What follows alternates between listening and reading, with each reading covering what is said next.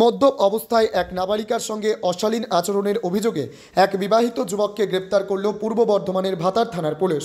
Police সূত্রে জানা গেছে, পূর্ব বর্ধমানের ভাতার থানা এলাকার এক নাবালিকা নবম শ্রেণীর স্কুলছাত্রী পাড়ার কয়েকজন বান্ধবীদের সঙ্গে খেলা করছিল। গ্রামে চলছিল নবান্ন উৎসব। সেই সময় প্রতিবেশী এক বিবাহিত যুবক মদ্যপ অবস্থায় ওই নাবালিকাকে ডাকে। নাবালিকা ওই যুবকের কাছে আসতেই তার সঙ্গে অশালীন আচরণ করে বলে অভিযোগ।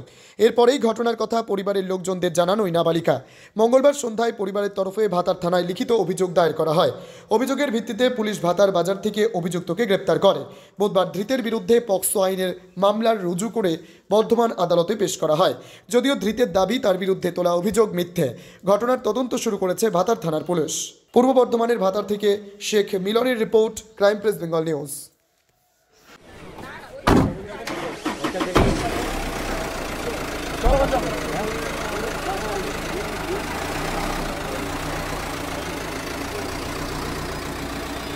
আরে আপনি আসুন।